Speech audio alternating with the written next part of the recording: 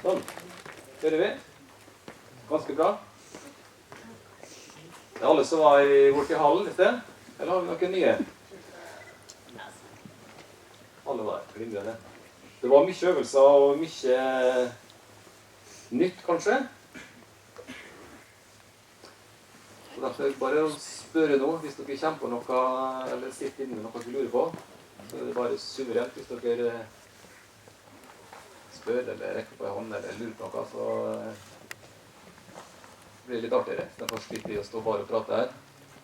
For det blir litt samme som vi hadde inn i hallen, med alle øvelsene. Litt oppsummering. Kanskje touche om borti noe nytt om, men det får vi se. Det er litt samme tema. Fysisk trening for fotballspillere. Og dette er litt sånn som vi jobber i Molde. Ja, det står 12-18, men i hvert fall 13-14 til 19-20 år kunne egentlig stått. Og litt som vi sa borte i hallen, egentlig så handler det om hva dere setter dere som mål. Det kan godt hende dere er fornøyd med å trene 2 ganger i uka, eller 1 gang i uka, og spille kamp. Det er helt ok. Det er en ærlig sak. Men hvis en har lyst til å bli bedre, lyst til å ha framgang, ha litt drømmer og håp om å komme lengst mulig, så må man kanskje sette seg noen mål, og det er vanskelig. Akkurat å sette seg mål, det er ikke så vanskelig, men å begynne å gjøre det som må til for å nå målet, da begynner det å kreve litt av dere. Da handler det om valg. Da må man kanskje trene litt mer. Spør treneren hva som må til, hva skal jeg bli bedre på. Dere er sannsynligvis gode på mange ting, men alt dere er gode på, kan dere bli bedre på.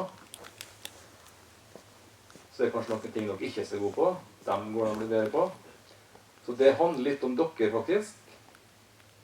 Og alt går ikke an å bli god på i løpet av en måned eller et halvt år. Kanskje må du begynne med noen ting. Kanskje få hjelp av treneren. Hva skal vi ta tak i nå? Begynne å bry dere litt. Hva gjør vi på trening? Ikke bare kom dit, og så er dere med på øvelsene og spiller, og så går dere hjem, og så hallo. Var dette det jeg trengte som spiller? For du har jo lyst til å bli bedre i duellspill. Du har jo lyst til å bli god i hodespill. Trenger å trene på skudd, avslutning. Det hadde vi jo ikke på trening i hele tatt. Kanskje må du ta en prat med treneren om dine ønsker. Det synes treneren er dritkult. Artigst jeg vet, det er folk som kommer og spør selv, som har litt mening med det de holder på med. Det er artig. Så ikke vær redd for å spørre. Og det er litt deres ansvar. Det er ikke treneren. Han klarer ikke å følge opp 15 stykker eller 20 stykker på et lag. Det er nesten umulig. Så dere som har tenkt å bli gode, dere som har tenkt å bli best, har et ansvar. Komme på trening for å trene. Det er sånn som vi leser om i bøker, og mange som sier stor forskjell på å komme og bli trent, eller å komme og ville trene. Og de som vil trene, kanskje de legger inn en økt til da. Hvis dere trener 2 ganger i uka, kanskje det er plass til en tredje økt. Trener dere 4 ganger i uka. Kanskje tøft å legge inn en 5. økt. Kanskje du kan legge inn en halvtime bare, ekstra. Etter en trening, kanskje du får låne ballnettet, få med en kompis, 10 innlegg med høyre, 10 med venstre, 20 innlegg, fordelt på 5 dager, 100 innlegg per uke. Fantastisk. Da snakker vi. Da kan vi få litt framgang. Så kanskje det er nok en halvtime i uka. For vi skal ikke dra av gårde og øke alt på en uke. Da er ikke sikkert kroppen henger med. Så det kan treneren hjelpe til med. Hør her. Kanskje begynne med 1 gang i uka ekstra. Og så neste år kanskje 2 ganger i uka ekstra. Så det må være i hvert fall dere som er 14, 15, 16 år her. Så må man kanskje ikke smelle til alt på en gang. Bruk litt tid. Jeg har lyst til å si litt, fordi at er det bare noen toppspillere som har kommet fra Oppdal? Fotball? Han Sivar da. Han Sivar Myran spilte førstedivisjon under. Klasta. Han Sivar har spilt der, ja. Han har spilt i Molde og skåret i cupen i 2 mål mot Jevnaker, var det? For Molde.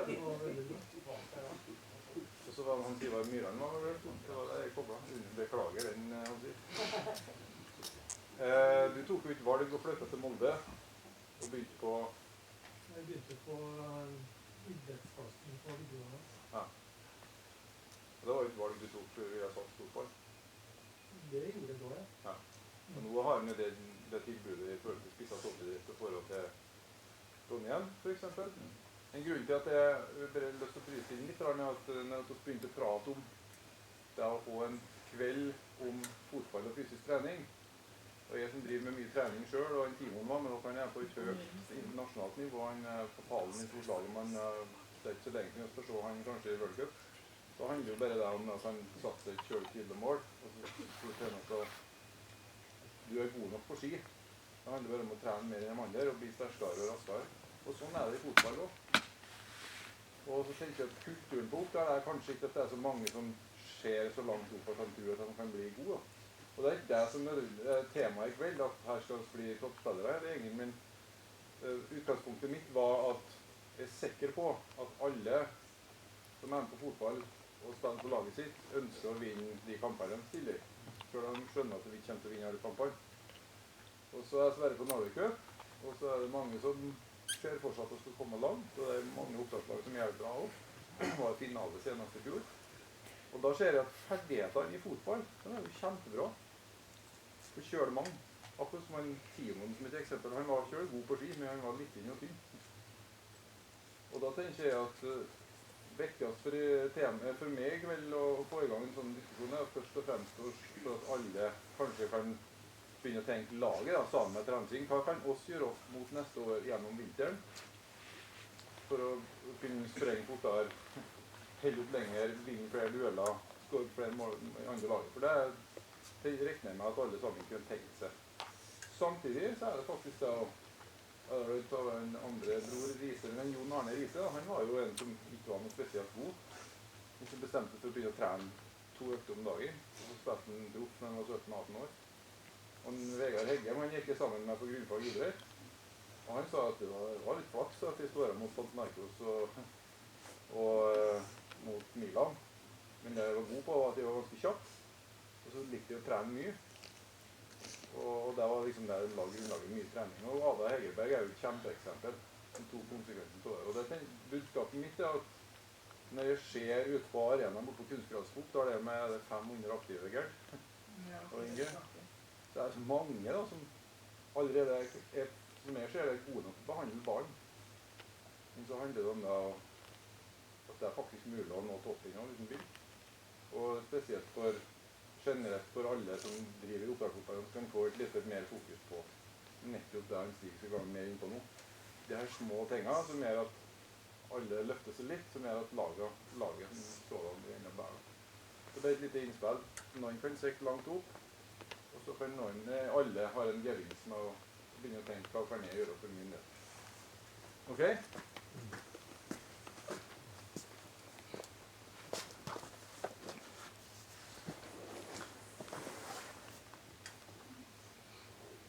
Vi satte opp noen sånne kulepunkter da. Så vi kan prøve å komme litt inn på en 3-4 sånne slidesa. Målet med fysisk trening, det er sånn som vi setter oss i hvert fall, det er noe vi ønsker å oppnå med å bruke litt tid på det. Det trenger ikke være så mange økter, eller så lange økter, men så lenge vi putter litt inn i uka, så har vi et mål. Og at vi ønsker at den skal bli sterkere selvfølgelig, hurtigere, utholdende. Kondisjonen ligger inni her. Så vi har et klart mål med det. Alt skal jo tenkes i forhold til fotballbanen. Vi vil ha spillere som er sterkere enn de andre. Du er sterk, og vi vet at er du sterkere, så har det litt å si på hurtigheten kanskje, eller hurtige bevegelser på banen. Så vi prøver å tenke fotball hele tiden. Hva er målet? Hvorfor gjør vi den og den øvelsen? Det skal liksom være noe med fotball å gjøre. Så vi trener ikke styrke bare for å bli sterk, eller bli sterk i den muskelen.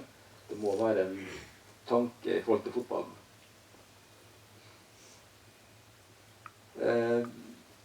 duellstyrke er sagt. Hallgeir nevnte i forhold til skader. Det sa vi her inne i hallen i sted. Ja. Klarer vi å unngå å bli skadet, så er kanskje det viktigste. Da får du holde ut hele sesongen og trene jevnt. Og kontinuitet, mye trening over lang tid, det er det som gir effekt. Unngå seg avbreker. Så skadeforebygging er kjempeviktig. Så dere er unge og heldige ennå, men vi har spillere i hvert fall i sa i sted, som er så stiv, og mange er svak. Og da er det lett å få unødvendige skader. Så klarer vi å gjøre noe med det, så er det verdt hvert minutt om det er styrkerommet eller på banen med litt øvelser. Så vi ser ofte dem som kommer flyttende til Molde, sånn som Hallgeir sier, eller her da på Oppdal, så kommer det jo alpinister til skolen. I Molde så kommer det fotballspillere. Nå begynte 3 fra Surnadal, det kommer fra Averøya, det kommer fra Kristiansund. Og det vi ser ofte, er at de som kommer som 16-åringer og begynner, de er litt for svake, rett og slett. Så henger de med på trening når det går fint, 1 uke, 2 uker, og til slutt så smeller det. For det blir for tøft. Når vi ikke er trent, så klarer vi ikke å ha 5-6 økter i uka etter uke. Det må du trene for å klare å takle.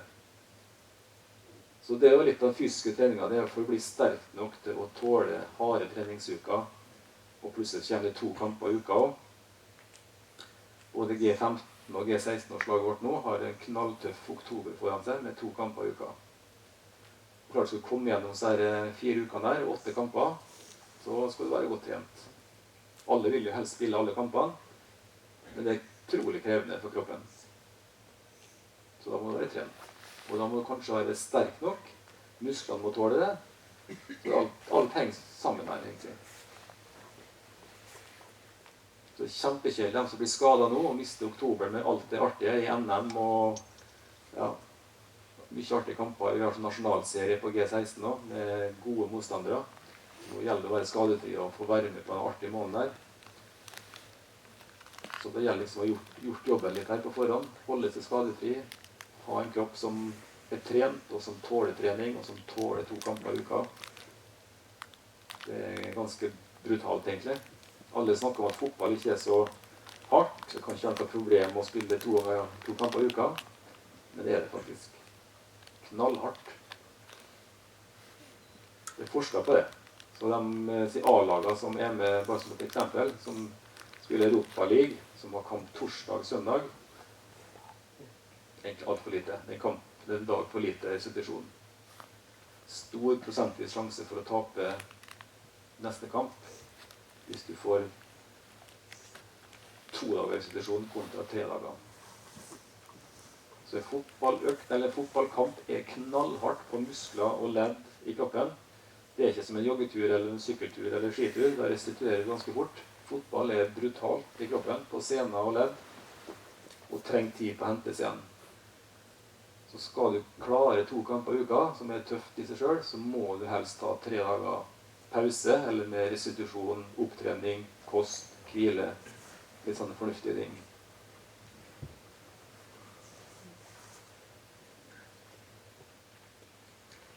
Jeg sa litt om dette i sted, det siste her, at det går an å vente litt. Trenger ikke trene alt på en gang. Da kan man få litt hjelp av treneren. Hva er det lurt å trene på når den er liten og tynn som en Hallgeir sier, eller når den begynner å vokse både i lengdevekst, eller når den begynner å få på noen kilo og kanskje ferdig med puberteten, så er det noen ting som er lønner seg å gjøre til forskjellig alder, egentlig. Så da handler det om å prioritere, velge ut noen ting. Hva skal vi trene på dette halvåret her? Hva skal vi vente med til neste år? Og så kaller vi periodisering også. At ikke en gjør likt hele tiden. Kanskje kan du ha nye øvelser som du bytter ut litt. Eller du kan ha perioder der du vektlegger det mye, og perioder der du vektlegger det litt mindre. At det varierer litt, så at det ikke er likedan uke etter uke.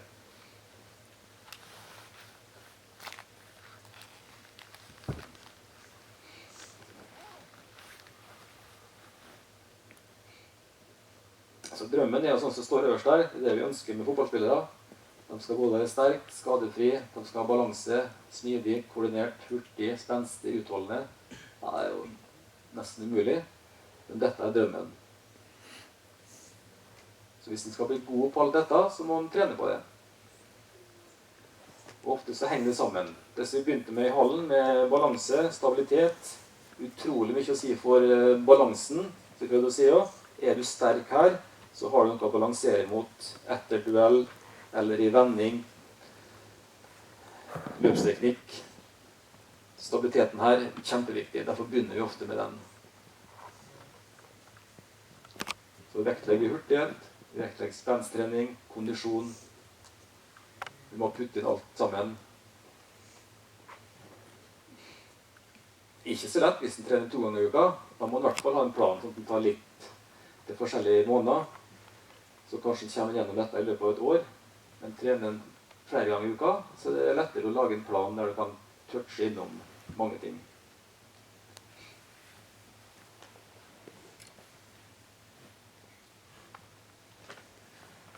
Så litt gjentakelse som vi ser der nede. Fotball er tøff, det er en krevende idrett. Det er mye som virker inn på kroppen her. Så du må være sterk, du må være trent for å tåle alt som blir kjørt inn i en kropp i løpet av en kamp eller en hard trening. Vi ser på en i forhold til kondisjon nå. Løpkapasitet, utholdenhet, fotballkondis. Det er jo litt annet enn vanlig kondis. For du får alle disse start, stopp, vendingene, rykk- og napp-kondisjon. Så du kan ha en kondisen du drømmer om på en sånn maraton. Du kommer inn på fotballkamp, så er du skvisa etter 5 minutter. Da er du helt ferdig. Helt annen type kondisjon. Så du må trene spesifikk fotballkondis. Og for eksempel styrke igjen, det ser vi. De som har litt trent muskler, tåler alle disse vendingene mye lettere. Så kondisjonstesten vår, det er med vending. 20 meter løp, vending, 20 meter tilbake. En sånn jojo-test vi kaller det. Så blir det tøffere og tøffere krav til at du må klare tilbake på en tid, pip, selvfølgelig, en sånn pip-test. Og kommer du langt i testen, så krever det faktisk 20-25 vendinger i stor fart.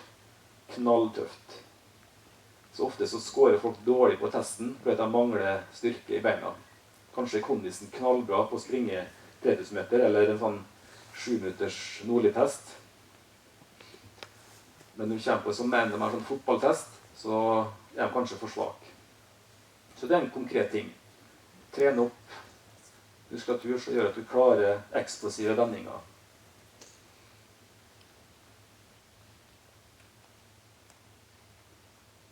Ja, litt samme her også. Den balansen her. Solskjær var ekspert på dette. Uansett hva han ble skubba på, så landet han og fikk tak i ballen og fikk puttet den i mål. Så de er ikke så gode å trene på. Noen er heldige, har det litt fra foreldrene sine, litt arv og gener. Men det går an å lure inn med litt trening til balanseputer, balanseøvelse, eller putte inn noen idretter. Dere er jo kjempeheldige her som har Hovden og Vangslia nært. På ski, fantastisk balansetrening. Langrenn, alpint, ja, alt mulig egentlig. Andre idretter er med å gi god balansetrening til fotball. Nevnte Sander i sted. Sander var en god langrennsløper. Han var 13-14 år. Broren nå. Daniel Berg Hestad var en god alpinist. Den var 14-15-16 år. Så det er mange av oss gode spillere som har drevet med andre idretter.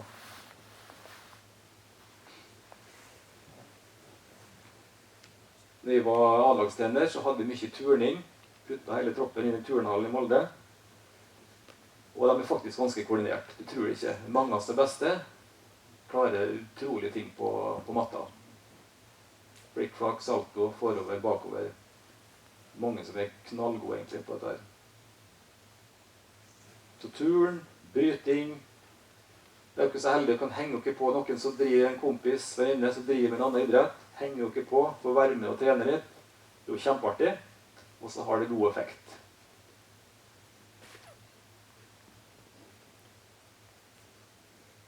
Så vi har hatt enkeltår med 5, 6, 7 bryteøkter, i hvert fall, som vi puttet inn en gang i uka med et lag. I fjor hadde vi turn på hele idrettsklassen. 5, 6, nei, det er faktisk mer, 8, 10 økter. Så særlig på vinteren, når du går an å ta litt færre fotballøkter, så er det plass til litt annen type trening. Så du blir ikke dårligere i fotball av å gjøre litt annet en gang i uka innimellom.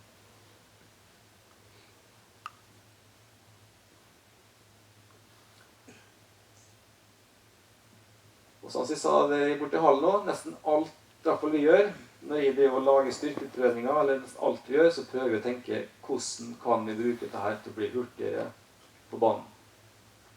Både sprint rett fram, eller hurtig i bevegelser. Sånn at det er en mening med alt vi gjør. Og da har jeg ofte øvelser ut på gresset også, med ball, der du får kombinere hurtighet med denne balløvelse. Da må man bare bruke litt fantasien. Jeg glemte å vise bort i hallen, men det finnes mange hurtighetsøvelser med ball. 2 og 2, eller lage litt av løype, eller få med treneren, slå i pasning, mottak, skåre, hurtigst mulig, hente ball, vende, lage litt av løype. Artig trening. Det trenger ikke være så lenge, så du legger inn en sånn 10 minutter med dette, inn i en økt på 1,5 time. Oppvarming, kanskje litt quick-fit, så jeg vil ha med. Litt pasningsøvelser, kanskje denne hurtighetsøvelse med ball og spill. Fortsatt god tid til spill.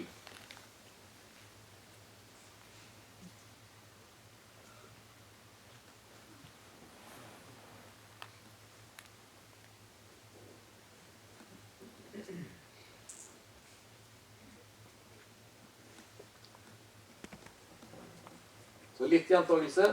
Dere ser det som går igjen her, om igjen, så jeg sitter kanskje etter hvert. Det er noen ting som vi ønsker å få på plass fortest mulig. Det er sånn vi får inn så nye gutter når de er 14 år, så er jeg nesten at de blir skremt. Dette kan umulig være noe å satse på, for de henger og slenger, og de er svak.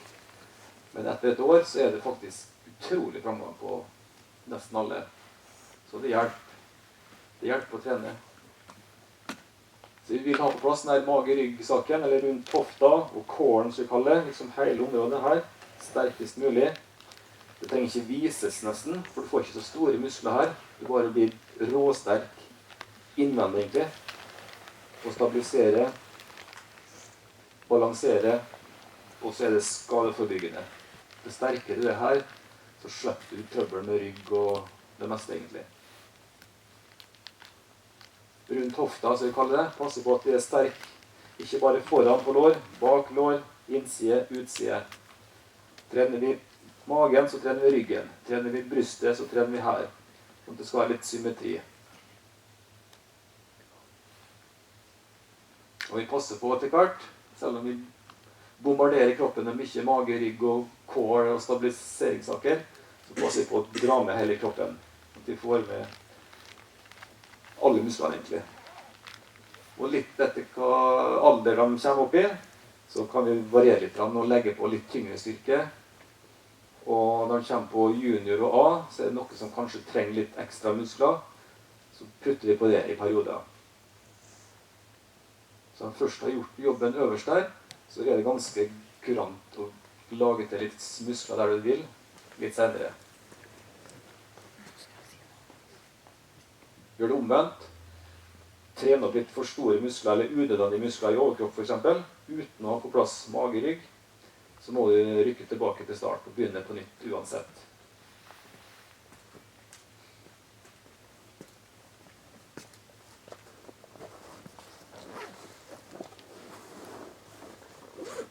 Så det er mange ting der. Det er ikke så lett å få plass til alt dette i en uke, så da må man bruke litt tid, kanskje bruke noen måneder, men det er i hvert fall viktige ting.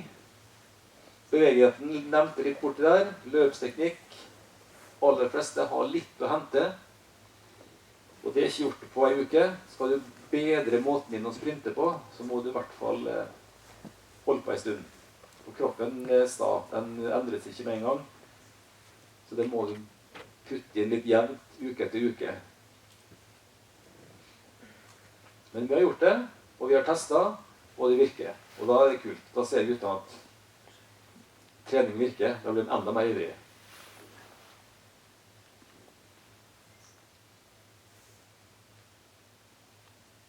Vi får stille litt spørsmål. Ja. Jeg tenker nå til et lag da, som ikke har jobbet så veldig mye med slike ting tidligere, skal begynne i vei. Jeg tenkte så sier at det er viktig å komme i gang med magerigg da, rundt hofta. Det er litt på plass før en begynner med kanskje mye andre ting.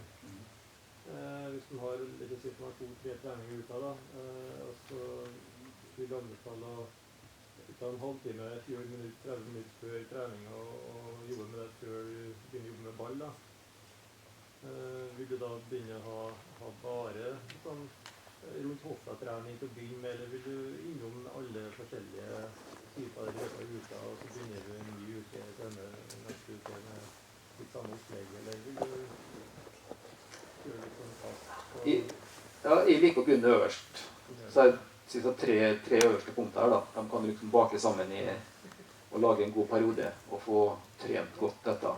Men klart, har du 2 økter i uka, så er det fristende å spille mest mulig fotball, og ikke tulle vekk tid på det her. Men da går det vi har gjort i Molde, at de møter opp en halvtime før, eller vi er så heldige at vi har en sånn akerhall med innendørshall da, på vinteren. Og da er det helt vanlig å putte på en halvtime ekstra, enda så øktene, sånn at vi har 2 timers økt.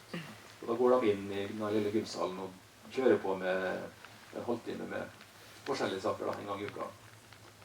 Så det går an å utvide økta litt. Jeg tenker liksom det virker litt sånn veldig mye da. Det går gjennom, og jeg tenker liksom den totalen på en måte, altså det virker veldig mye da. Men jeg tror det er noe som etter hvert kan bli litt sånn selvinspirerende, tenker jeg. Altså som lærer seg hva man skal gjøre og alt sånn, så er det liksom kommer kjapt i gang, og vet hva man skal gjøre. Og så går det litt og gjør det litt rundt og hjelper på litt. Og så må du liksom være på plass hele tiden og Drømmen er at det er selvgående. Det ideelle, som Hallgeir sier, at det egentlig skal etter hvert lære det her, og så er de så glad i å trene, og de har lyst til å bli gode, så dette gjør de egentlig på egen hånd. Det er drømmen. At de legger ned egen treningsøkt, og så får de seg god økt, for at nå, de har lært litt av hva de kan gjøre, de får litt ideer av det som trener, og så gjør de det hjemme, eller etter trening, eller for det absolutt beste her er at den får inn en kultur der de kan trene litt på egen hånd, litt egen trening. Det sier jo det samme i fotball, ikke sant? Altså oppfordrer dem til å trene på fritiden med enkelte ting. Når de gjør det, er det så ikke sant? Så kanskje det ender opp til litt den samme kulturen, at man liksom stå opp med dem. De kommer gjennom dem selv, at det er noe de ønsker å gjøre. At det blir god. Det er jo ikke så mange av dem egentlig. Mange ønsker at det blir bedre, men at de ønsker noe langt. Det er kanskje ikke så mange som ønsker å gjøre den jobben. Nei, det er jo det som er litt vanskelig, og fotball har ikke sånn innarbeidet kultur sånn som langrenn har, eller noen andre idretter, der alle som begynner med det vet at her må du gjøre mye alene. Så der har vi en jobb å gjøre i fotball. Men det begynner i hvert fall å sette seg etter hvert, føler jeg da, at når du kommer opp i en viss alder, eller 14 eller 15 eller hva det er, så kreves det noe så mye fysisk da, eller fotballen går så fort, og det er så mye hurtige spillere og sterke spillere, at det er bare et krav, fotballen har blitt sånn, at du må faktisk trene litt mer. Så da, det beste er at spillerne finner ut selv at de må trene mer, og at de har den driven selv til å ville trene mer, og synes det er dritartig å dra ned på banen og trene mer teknisk, eller helst putte inn litt sånn innimellom. Lage seg noen hurtighetsøvelser, eller styrkeøvelser, eller så. Ja, jeg vet ikke om jeg har svar på det, men det trenger en liten kulturendring i fotball, på at det kreves litt mer enn det gjorde for noen år siden. Hallgeir? Hva skulle jeg si? I forhold til spørsmålet til Erik, ja. Så tenker jeg at etter oss er ferdig med denne kvelden her nå, men litt intim, så tåler oss om det er sant, Inge, og sånn, at det er viktig at oss når frem til at oss inspirerer flest mulig til å bli litt nysgjerrig på alt det han kan gjøre da, for å bli bærer.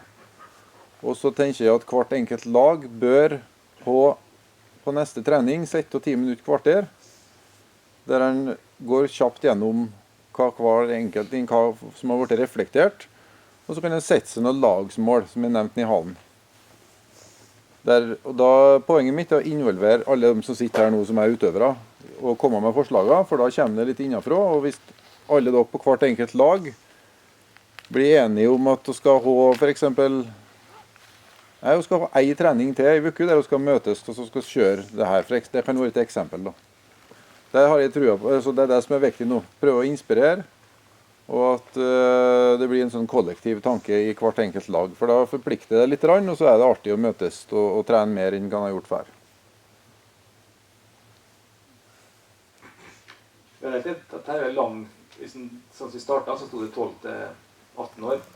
Så dette er en sånn smørveliste på hva som kan trenes på gjennom en lang ungdomstid egentlig. Så hvis den tar sin 14-åring da, så vil jeg kanskje begynt med disse 2 øverste. Core stabilitet når den starter opp en ny sesong da, i vinter kanskje, og brukt tid på det. Kanskje putte en litt balanse. Så tar en 2-3 temaer da, i desember, januar, kanskje februar. Og så kan du kanskje legge vekk det litt, så det begynner å nærme seg vår. Så kanskje du kan fokusere litt på andre ting, quick feet, velge ut en ting eller 2 til. Så kanskje så her kommer ikke inn helt tatt før de er kanskje 15-16 år. At du splitter opp litt og prøver å bruke god tid på å nå overalt da. Så generell styrke hele kroppen, det er sånn som jeg driver nå med 16-åringene. Tyngre styrke, da i hodet mitt så er det 17-18-åringene. Så det er meningen at her, som jeg tenkte når jeg skrev meg lista, det er liksom hele løpet da, opp da med 18-19-20 år.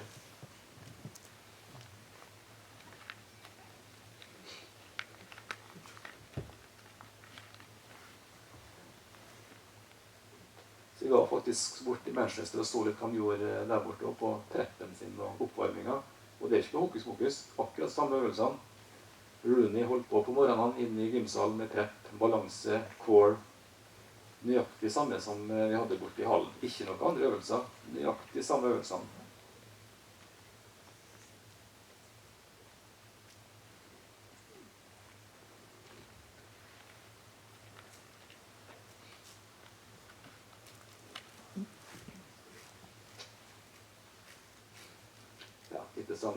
Viktig å tenke å få med ballen. Når man har liksom fått på plass litt sånn enkel styrke, sånn at du vet at nå er det i hvert fall litt stabil, begynner å få litt skikk på balansen, så tenk litt fotball. Alle der balansefruta der du står og i hvert fall kjører ball der. Og så kanskje ut på gresset, koble litt hurtighet der, forbi hinder, over, under, med ball, uten ball. Prøv å putte inn så nært fotball som mulig.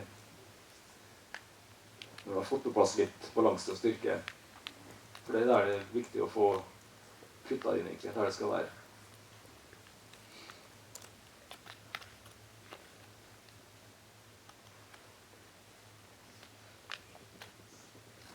Så vi putter inn mange av disse hurtighetsøvelsene med ball, uten ball. Det prøver å kombinere sånn at det ligner litt på fotball. At du har en duell landing, og så kommer det en sprint kanskje rett fram, eller opp duell, lande, så skal du bort og ta en ball som ligger 5 meter til siden, eller kanskje inn med en vending. Så du bruker å tenke litt hva som kan oppstå på banen, og så putte inn noen kjegler, og lage hurtighet kombinert med en ting eller 2 til.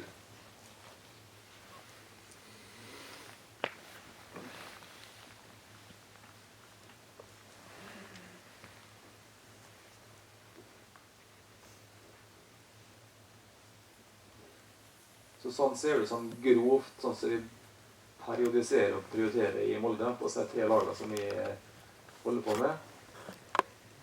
Så ser på de yngste her, så er det mye tid på stabilisering, rett og slett få dem litt mer gjennomtrent i kroppen.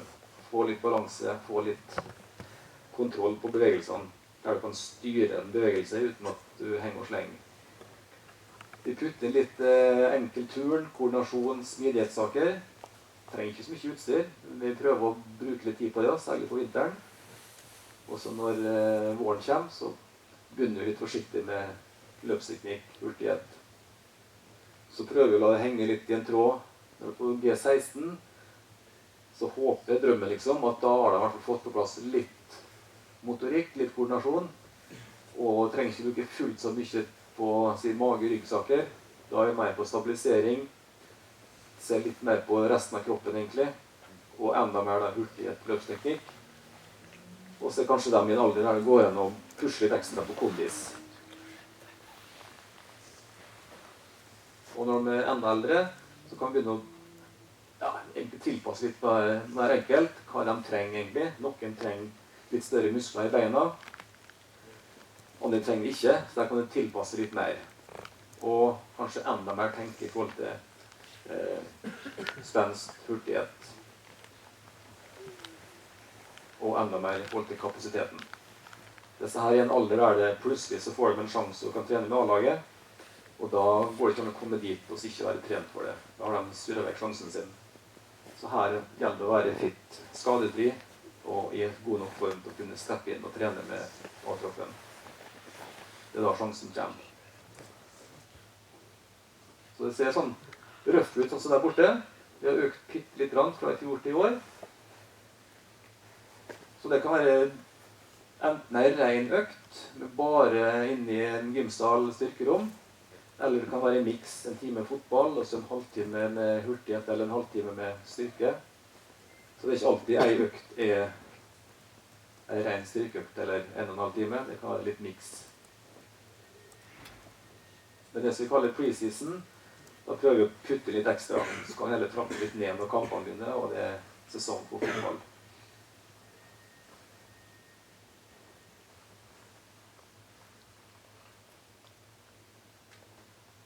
Så jeg har en kar selv som spiller på et 14-årslag nå. Selv om de ikke er med i satsingslagene, så er det ganske vanlig der også å legge